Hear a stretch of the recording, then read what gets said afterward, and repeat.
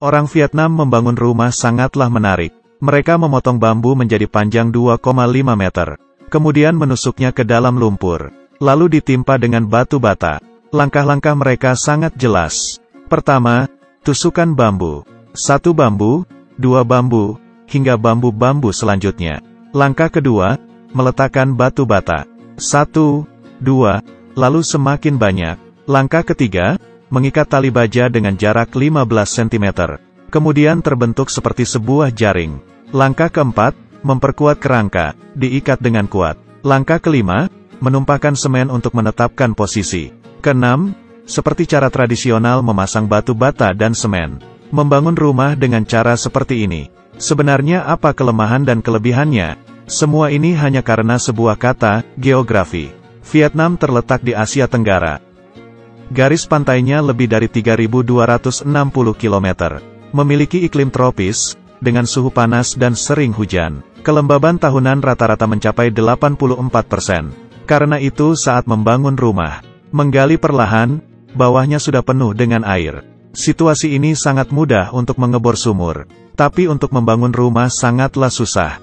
Tanah sangat halus. Bagaimana cara memasang beton? Kebetulan di awal-awal tahun, ada cara serupa untuk membangun rumah di negara Cina, terutama di Guangdong dan Guangxi. Dekat dengan garis pantai, maka tanahnya akan lebih lembut dan berair. Kebijaksanaan para pendahulu tidak terbatas.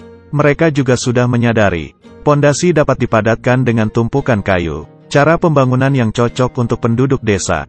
Jangan menggunakan bambu, tapi gunakan kayu pinus. Kenapa sampai di Asia Tenggara kayu pinus berubah menjadi bambu? Ini karena perekonomian. Asia Tenggara kaya akan bambu. Dan bambu cukup kuat. Juga tahan air. Seperti direndam dalam air tidak akan menjadi lembek. Karakteristik seperti ini, membuat bahan pembangunan menjadi lebih murah. Bambu pun menjadi pilihan utama dalam pembangunan.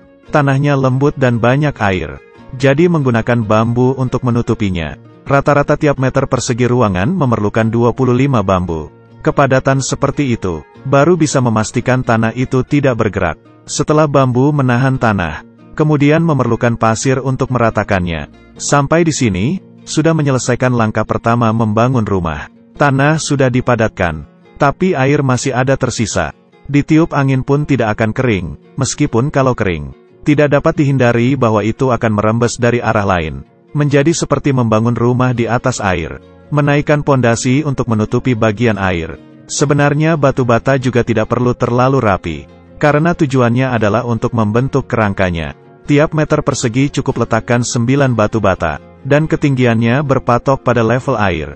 Setelah langkah kedua selesai. Seperti cara tradisional membangun rumah. Tambahkan kerangka untuk menahannya. Kemudian saat meletakkan semen, merendam semua batu bata. Hingga tidak terlihat bambu dan batu bata. Ini semua sering ditemui bila membangun rumah sendiri. Ketebalannya juga tidak tebal. Persyaratan untuk fondasi bangunan bertingkat tinggi jelas lebih tinggi. Biasanya mengebor fondasi yang sedalam 20 meter itu sudah hal yang biasa. Bangunan tinggi 150 meter. Biasanya kedalaman fondasinya kira-kira 1/12 dari ketinggian bangunan, atau 1/18. Karena itu orang Vietnam menusukkan bambu dan batu bata. Tidak bisa apa-apa bila tanahnya keras dan dekat dengan dasar. Mengapa menyia-nyiakan sumber daya tenaga, material, dan keuangan ini? Meski banyak cara yang lain, tapi bambu dan batu bata adalah cara yang cocok dengan perekonomiannya. Apalagi untuk membangun rumah sendiri di tepi pantai. Tinggi bangunan tidak tinggi, hemat biaya lebih penting. Terima kasih sudah menonton. Yang suka jangan lupa tekan tombol sukanya ya.